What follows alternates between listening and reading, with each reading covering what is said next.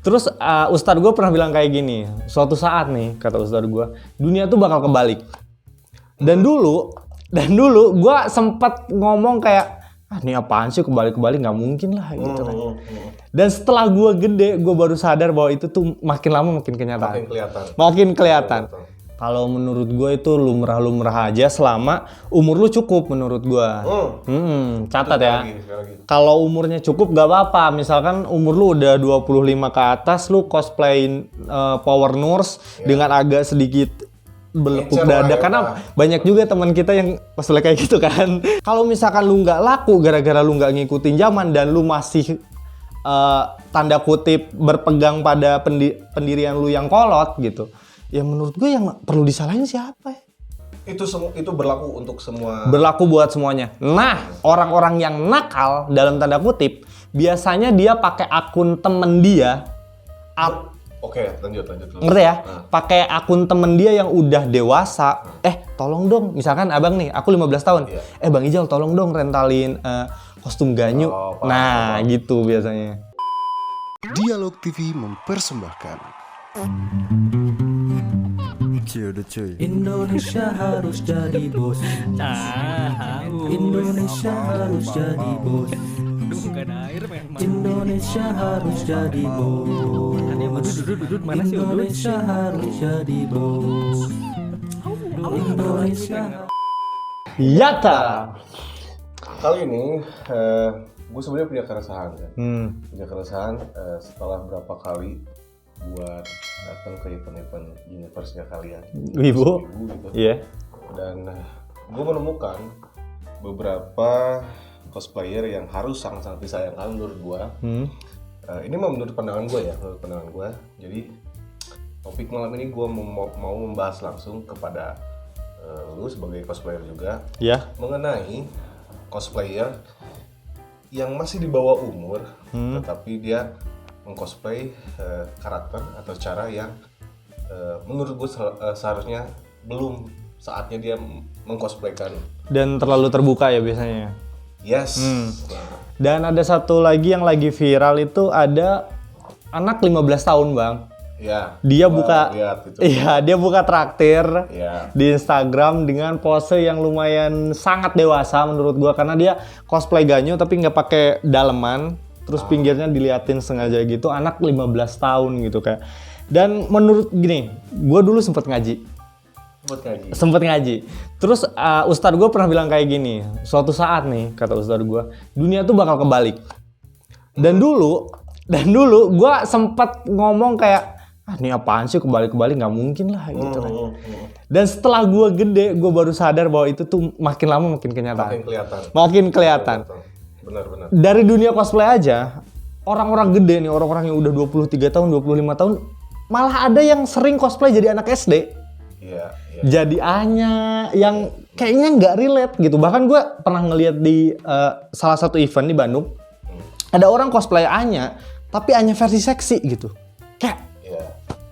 Kalau dan satu lagi ya, kalau menurut gue kemarin juga kan sempat ada beberapa yang cosplay Power. Ya. Yang kalau bahasa manga tuh kan atau anime kan ada yang namanya apa sebutannya ya?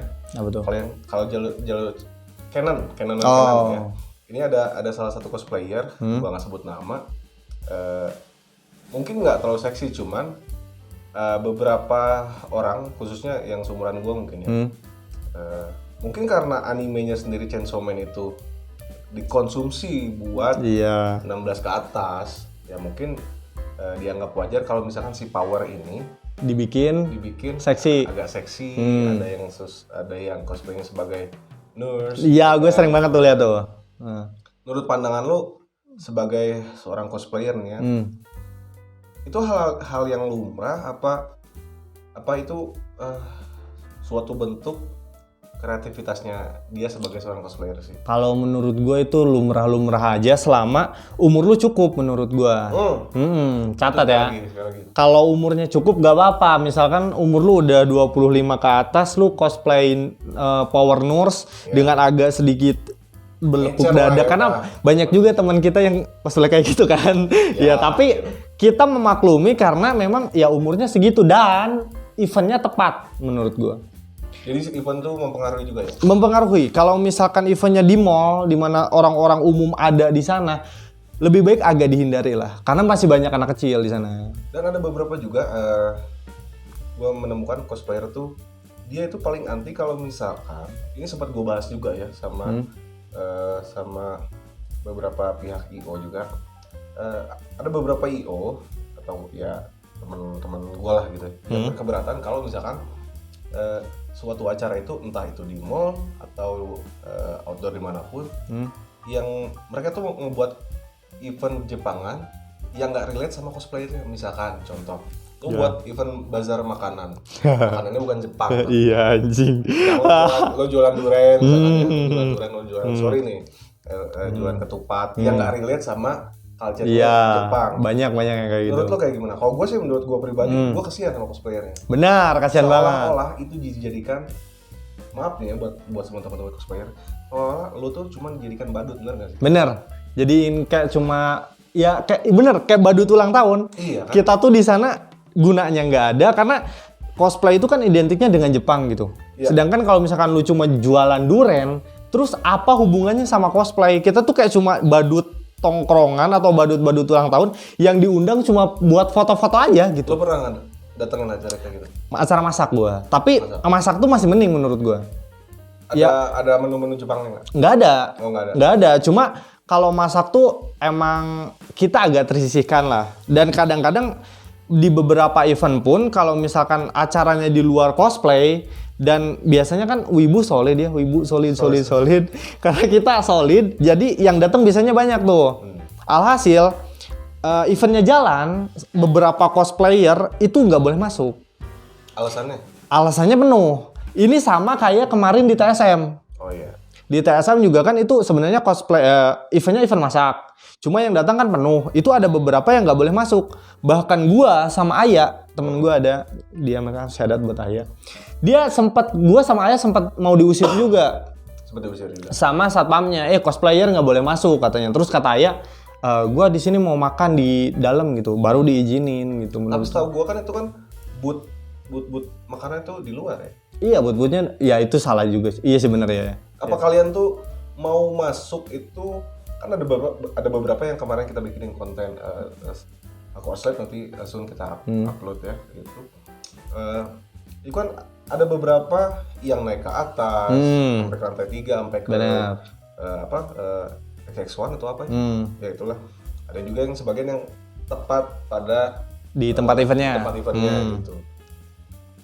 Pertanyaan gua, apakah semua cosplayer itu sangat-sangat haus akan gue nih, maaf ya gue kalau misalnya gue agak caper lah ya. Caper apa mereka butuh untuk pengakuan dari para fansnya, nih gue hadir di sini, gue di sini, lo datang deh ke sini. Yang pertama dulu nih, mungkin mana yang perlu disalahin, penyelenggara event atau kita para cosplayer? Menurut gue cosplayer nggak boleh disalahin, karena itu resiko. Lu bikin event di deket mall, sedangkan mall itu kan tempat umum, semuanya bisa masuk. Cosplayer datang otomatis pengen masuk juga dong. Iya. Menurut gua cosplayer nggak 100% buat disalahin. Nah kalau misalkan masalah caper atau enggak, emang ada beberapa, gua akuin aja, gua aja pribadi datang ke event misalkan yang ngajak foto banyak, itu ada kebanggaan tersendiri. Ada kebanggaan tersendiri. Sedangkan kalau misalkan yang foto dikit, biasanya pengaruh juga ke kitanya. Energinya biasanya cepat habis. Moodnya udah nggak mau ini lagi, karena kayak anjing kayak jadi masalah personal gitu loh, kayak anjing cosplay gue jelek ya, kok nggak ada yang minta foto sama gue. Nah gitu ya. Gue sempet ngeliat salah satu cosplayer yang ada. Di satu sisi gue kesian. Satu sisi juga gimana ya? Apa itu salah cosplayernya, apa nggak tepat sama kostum yang dia apa gimana, gue nggak tahu ya. Cuman sempat miris juga karena gue tahu kalian itu nge-cosplay itu kan pakai budget. Benar. Bentuk apresiasi yang pengen kalian dapatkan adalah foto, pengakuan benar. Ya. Intinya mah mau lo di-upload, di repost lagi di IG, ataukah itu bentuknya followers lo makin nambah, engagement di sosmed lo makin nambah. Cuman ya gue kesian juga kalau misalkan ada ya mungkin dikit lah ya. Tapi apakah itu menjadi salah satu tujuan kalian para cosplayer datang ke event berburu engagement. Menurut gua munafik kalau ada yang bilang nggak berburu engagement. Berarti semuanya berburu engagement. Semuanya menurut gua. Siapapun nih, lu kalau cosplayer nonton ini ya, kalau lu bilang gua ke event pengen seneng-seneng, gua ke event cuma pengen ketemu temen gua, enggak. Lu pasti butuh engagement, lu butuh pengakuan kalau gua mirip nih sama karakter animenya gitu. Gua pengen diakui nih, gua keren nih kalau misalkan cosplay ini gitu. Pasti, itu pasti banget. Dan di barusan juga gue sempat lihat gue juga sempat nanya ke beberapa cosplayer newbie ya. Ada nggak sih kalau misalnya lu setelah lu masuk ke universe-nya cosplayer gitu, lu ngerasa ada senioritas nggak? Dari lu pribadi, lu pernah nggak? Kalau gue pribadi terjun pertama kali sebagai cosplayer? Kalau gue nggak ada. Kayaknya ini ada cosplayer, ada yang senioritas gini. Nah kalau gue nggak ada, cuman gue nggak tahu ini di semua daerah ada atau enggak, tapi di Bandung pribadi itu ada yang ngawasin. Jadi kalau kita aneh-aneh di event, biasanya kita di blacklist atau enggak di ini. Nah, itu menurut gue bukan sumber senioritas. Justru senioritas menurut gue ladang terjadinya senioritas di cosplayer justru di sosial media. Sosial media. Bukan di eventnya. Bukan di eventnya. Karena gue sering banget ngelihat di TikTok cosplayer senior yang sering ngomentarin cosplayer junior. Salah satu contohnya ada yang mungkin kalian pernah lewat di FYP kalian. Ada salah satu senior, gue nggak sebut nama. Gue nggak tahu dia orang mana. Tapi dia ngomentarin perkara rambut Sukuna. Oh ya. Segitu doang. Rambut Sukuna menurut dia merahnya itu merah muda. Sedangkan yang cosplay, ada cosplayer cewek, itu warna rambutnya lebih ketua. Nah, dan itu kayak dipermasalahin kayak, cosplay itu bukan masalah pengen cantik, pengen kelihatan perfect, pengen kelihatan good looking ya. Cosplay itu harus semirip mungkin gitu-gitu. Pasti ada lah di sosial media. Menurut gue. Jadi ada beberapa, gue juga sempat mewawancarai salah satu, gue sebut mungkin sesepuh ya. Dan dia juga sempat jadi juri sih di salah satu event cosplay. Gue sempat tanya gini sama dia. Apa yang menjadi salah satu acuan para cosplayer supaya pada saat dia mengikuti entah itu kompetisi, cosplayer atau apa itu, sehingga dia tuh bisa dikatakan sebagai lo tuh menang gitu.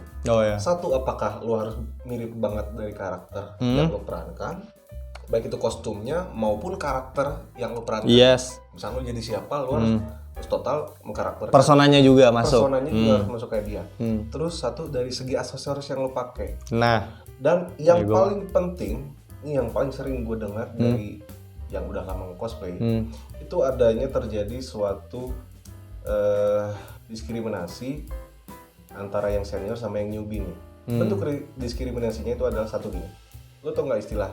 Lo tuh cosplayer angkatan rental, gue angkatan maker. Tau nggak? Oh iya. Menurut pandangan lo gimana?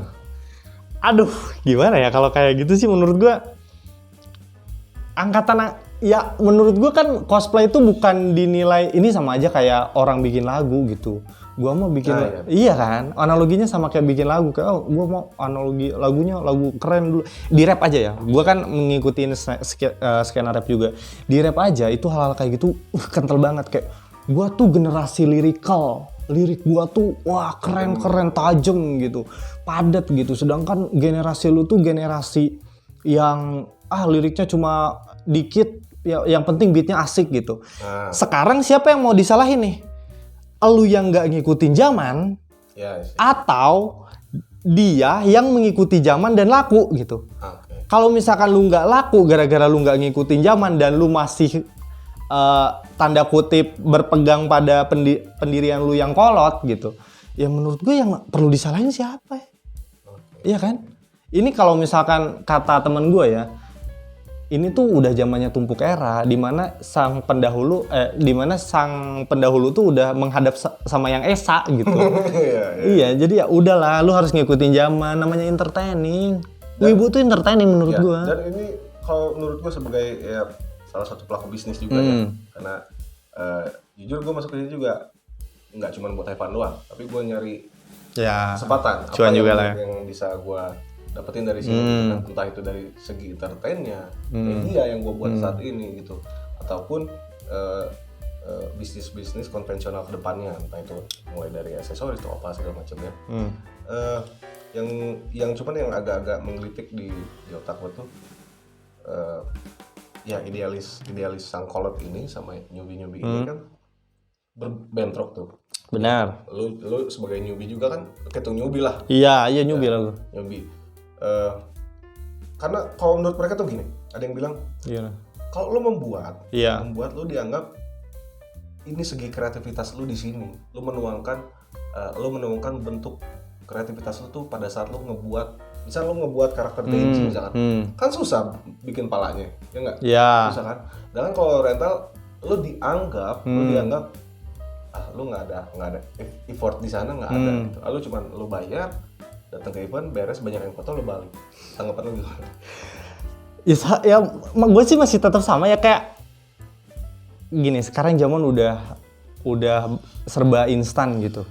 Sedangkan lu masih gini, lu kalau jadi maker ya udah, kenapa lu nggak manfaatin kekreatifan lu sebagai maker buat ngejualin kostum lu atau ngerentalin kostum lu ke newbie gitu. Jadi ladang bisnis. Iya, jadi ladang bisnis. Kenapa lu harus nyinyir ke newbie?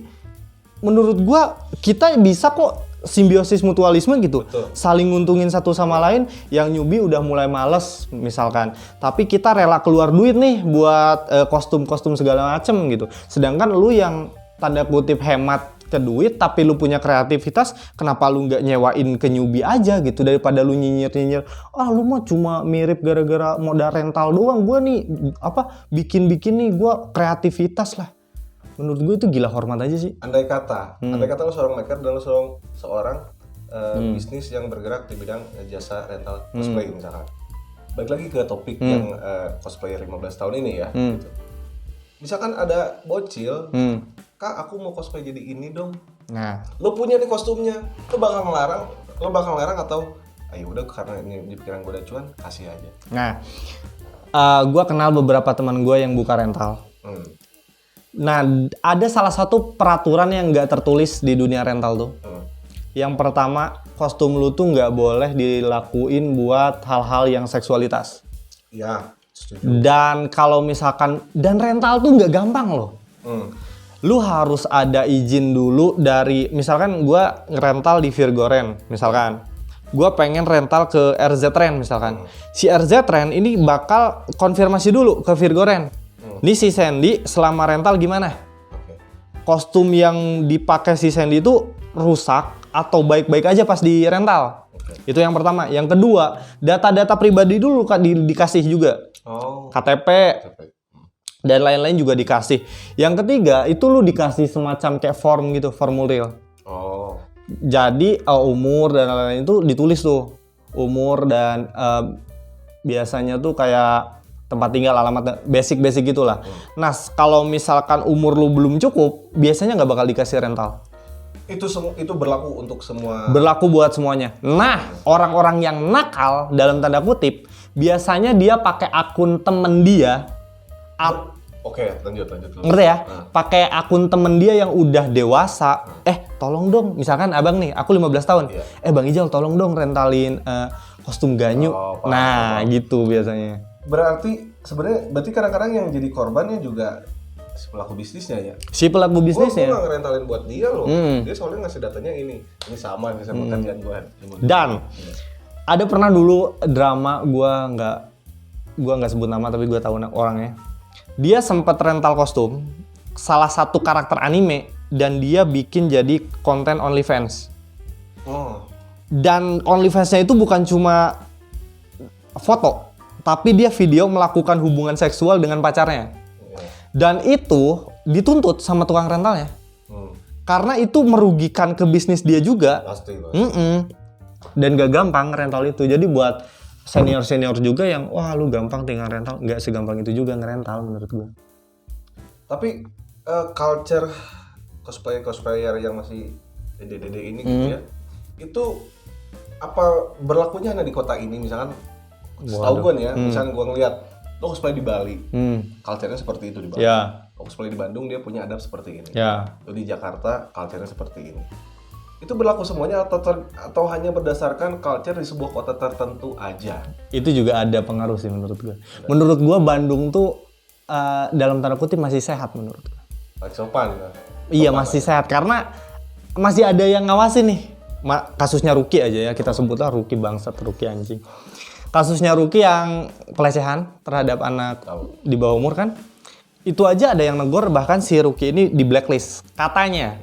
Tapi ada teman gue yang sempat ngelihat dia di event juga, tapi ya I don't give a shit about that. Cuma di Bandung tuh masih sehat karena masih ada yang ngawasin. Di kota-kota lain yang gue tahu ya dari teman gue kayak Jakarta, kota-kota gede lain lah. Justru lebih parah. Tahu nggak dulu tuh sempat ada cosplayer cewek, dia tuh umurnya 17, enggak dulu sih. Beberapa bulan yang lalu bahkan. Cosplayer cewek. Dia tuh cuma pakai sempak, Bang. Pakai sempak. Atasnya ya kostum cosplay, cuma bawahnya itu cuma pakai sempak hitam doang. Di event gede, eventnya tuh event gede dan itu jadi permasalahan juga pada saat itu. Tapi nggak ada yang negor. Nggak tahu Jakarta gimana ya. Maksud gue mungkin Jakarta ya sebebas itu mungkin dalam perwibuan ya. Tapi kalau di Bandung sih udah di blacklist sih kayaknya. Nah ini yang kadang-kadang bikin gue bertanya-tanya. Yang kalian dalamin, yang kalian perankan itu kan budaya luar ya. Ya. Pasti ada bentrok sama budaya kita. Benar. Yang erat kaitannya sama Setuju. norma-norma di masyarakat, ya, agama segala macam ya. Gitu. Kalau misalkan kalian misalnya ditegur, lu tuh seharusnya nggak kayak gitu, lu tuh seharusnya nggak kayak gitu, kayak kasus tadi yang cuma pakai sempak doang. Gitu kan. Itu harusnya kan walaupun nggak ada dari kalian yang negor, setidaknya teman dekatnya nih negor. Seenggaknya sadar diri dulu, ya. Dulu. Yang gue pertanyakan itu kenapa kok di Indonesia khususnya jadi sebebas itu? Apakah nantinya lama kelamaan di Indonesia ini akan jadi sebebas itu kah gitu? Apakah nantinya berpengaruh sama circle-nya kalian wahai wibu gitu ya? Iya. Lo lama-lama lo bikin event makin lo aneh-aneh, makin lo nggak dibolehin gitu. Nah makanya gue bersyukur banget ya di Bandung masih ada yang ngawasin. Menurut gue suatu saat gue nggak tahu itu kapan Indonesia bakal masuk menurut gue. Masuk apa? Masuk sebebas itu menurut gue. Nah, iya sih gue udah. Dan salah satu penyebab kenapa kita masuk menurut gue atensi. Wibu itu ya, kalau misalkan atensinya dikit, itu dia tuh nyari atensi lain di luar sana, kayak nyari drama lah, drama percintaan bla bla, biar dia dilihat. Itu tuh. Dan wibu tuh menurut gua nggak tahu, gua nggak mewakili wibu, tapi menurut gua rata-rata wibu tuh ada yang salah di mentalnya. Ngerasa nggak? jujur coba, ngerasa nggak? Ya, jujur ya. Yang seperti yang gue bilang di konten sebelumnya, selama berbulan-bulan gue nyemplung ke universe-nya kalian, ya gue kan ngerasa yang namanya culture shock. Gue nemuin people yang kok begini gitu, yang kaget. Lu biasa aja kan jadi orang gitu. Iya. Maksudnya, ya udahlah nggak usah terlalu dramatik banget, biasa-biasa aja. Iya benar. Banyak yang gue temuin, banyak yang kayak gitu temuin. Dan gue juga sempet nanya, sempet gali-gali informasi dari beberapa cosplayer juga. Lu sebelum masuk wibu lu begini apa enggak sih? Terus gimana jawabannya? Dia, ya bang, gitu. Entah itu. Karena menurut gue gini, circle itu salah satu faktor paling gede dalam menentukan karakter seseorang. Setuju gue. Jadi kesimpulannya adalah lo masuk circle yang salah ya lo jadi salah. Terkecuali lo masuk ini disclaimer ya gue di awal, nggak semua wibu itu nggak semua. Walaupun banyak. Walaupun dominannya seperti itu. Cuman ketika lo masuk ke circle wibu yang sehat, ya lo nggak bakal kayak gitu. Menurut gue gitu ya. Apapun komunitasnya, nggak cuma wibu, bisa itu K-popers, benar, klub motor, bahkan benar, apapun lah ya. Menurut gue sih gitu. Dan di wibu juga ada kayak semacam tren kalau kita nggak ngikutin kita nggak keren gitu.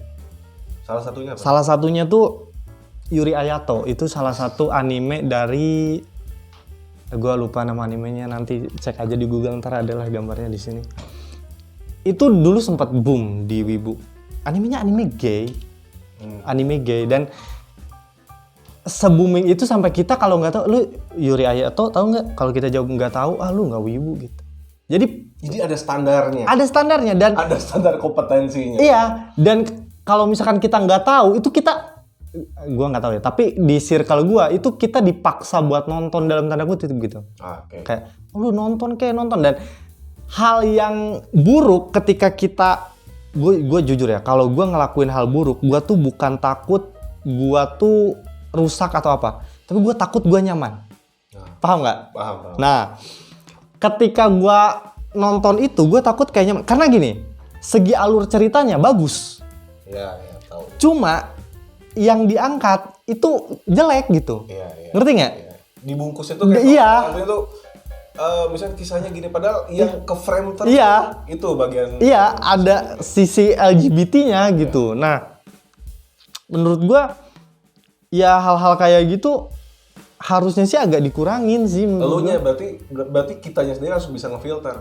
Cuman salahnya menurut gua, anime itu kan dikonsumsi oleh segala umur. Iya, benar. Kalau lo udah mature, udah mateng, lo bakal bisa ngefilter itu sendiri. Oh iya, gue punya cerita lagi. Gue sempat cosplay Yuri Hayato di apa namanya? Salah satu mall di Bandung, gue lupa. Gue di Pascal. Ada bocah kembar. Umurnya sekitar 15-14 tahun. 15-14 tahun. Dia ngomong ke bapak ibunya. Pak, ada yang cosplay jadi Yuri Hayato. Bapaknya manggil sama gue. Bang, sini kata. Gue nyamperin. Terus kata gue, apa pak?